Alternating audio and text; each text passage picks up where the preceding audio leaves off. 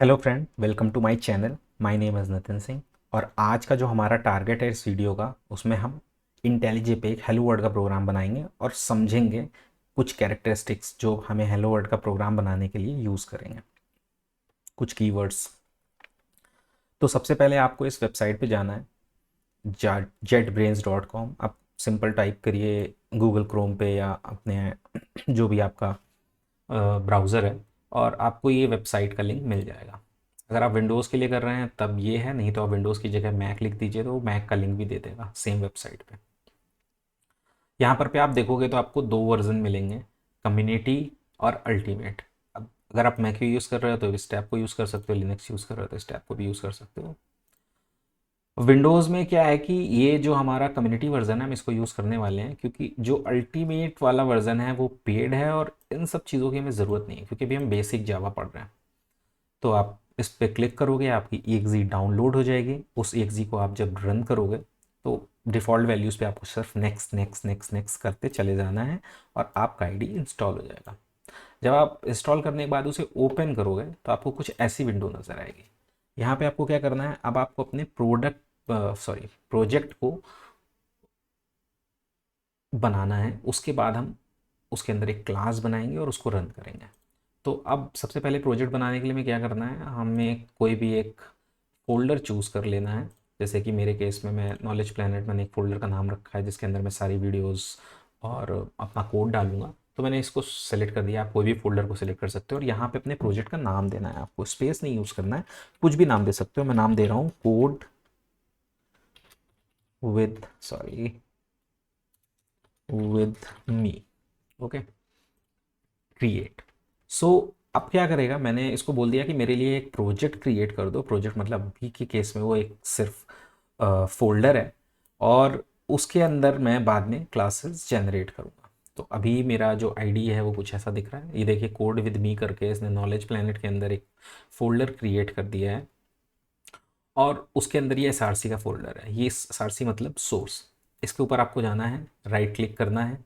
जैसे ही आप इसके ऊपर राइट क्लिक करोगे आपके पास ऑप्शंस ओपन हो जाएंगे। आपको जाना है न्यू में और आपको सेलेक्ट करना है जावा क्लास। जैसे ही आप जावा क्लास करोगे ये आपसे पूछेगा कि आप क्लास, इंटरफेस, इनम, एनोटेशन क्या क्रिएट करना चाहते हो। तो हमें फ़िलहाल क्लास जनरेट करनी है। यहाँ पे आप नाम दे दीजिए। मैं नाम दे रहा हूँ हेलो। आप स्पेस नहीं यूज़ कर सकते, इस चीज़ का ध्यान रखिएगा। Hello world. आप इसका नाम ABC 1 2 3 कुछ भी दे सकते हो। 1 2 3 नहीं दे सकते हो आइडियली, उसके बारे में हम बात करेंगे आगे जब हम जावा फंडामेंटल के लेक्चर पढ़ेंगे कि वैलिड आइडेंटिफायर्स क्या होते हैं। तो ये एक कन्वेंशन है कि जो हमारा पहला लेटर होगा क्लास का वो कैपिटल होना चाहिए। ऐसा कोई ज़रूरी नहीं है, आप लोअर भी रख सकते हो, लेकिन ये रिकमेंडेड है। और क्लास के नाम में ना कहीं भी स्पेस नहीं यूज़ करना है। जैसे ही मैं एंटर मारूंगा ये मेरे लिए इस क्लास को जेनरेट कर देगा। जैसे ही हमारी क्लास जेनरेट हो जाएगी, अब हमें क्या करना है, इसके अंदर एक मेन मेथड बनाना है। अब मेन मेथड लिखने के लिए चूंकि हम आईडी यूज़ कर रहे हैं तो हम सीधे लिख देंगे मेन।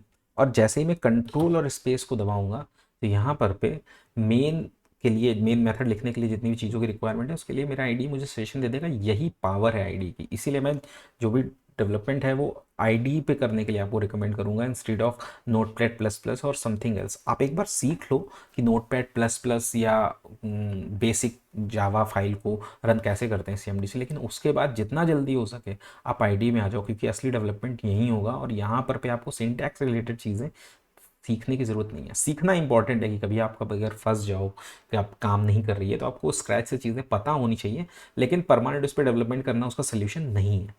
ठीक है, मैं एंटर मार देता हूँ, ये मेरे लिए मेन मेथड लिख देगा। अब इस मेन मेथड में क्या होता है, पब्लिक जो है वो एक्सेस स्पेसिफायर है इस मेथड का, और ये पब्लिक इस क्लास का। इसका मतलब ये है कि ये क्लास कहीं से भी यूज़ की जा सकती है। Same as for this method, मैं कहीं भी लिखूंगा हेलो वर्ल्ड डॉट मेन, तो ये कहीं से भी एक्सेस हो सकता है। हालांकि ये सही तरीका नहीं है, लेकिन हाइपोथेटिकली अब कई बार सवाल बनता है कि ये पब्लिक स्टैटिक की जगह हम स्टैटिक पब्लिक लिख दें तो क्या हमारा कोड चलेगा? जी बिल्कुल चलेगा। ये है मेथड सिग्नेचर। आपकी ये वैल्यू चेंज नहीं होनी चाहिए बस।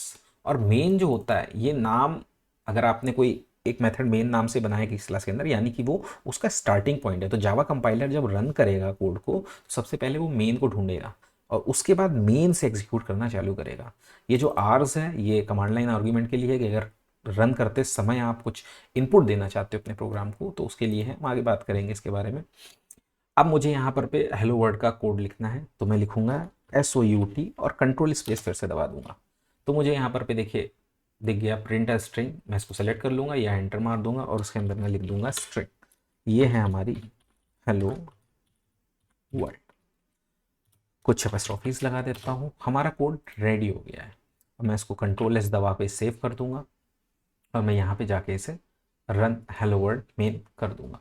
जैसे ही मैं इसे रन करूँगा ये इसको बिल्ड करेगा, क्योंकि मेरा जो कोड है वो पहली बार रन कर रहा है, तो ये सबसे पहले इस कोड को बिल्ड करेगा, यानी कि डॉट क्लास फाइल को जनरेट करेगा और फिर उसके बाद रन करेगा। जब हम जावा नोटपैड वगैरह पे काम करते हैं तो हम पहले उसको जावा सी लगा के कंपाइल करते हैं, फिर उसकी क्लास फाइल जब जनरेट हो जाती है तब हम उसे रन करते हैं। आईडी में यही फ़ायदा है कि आपको ये सब कुछ करने की ज़रूरत नहीं है, कितनी भी फाइल्स होंगी वो अपने आप बिल्ड करेगा और अपने आप रन करेगा।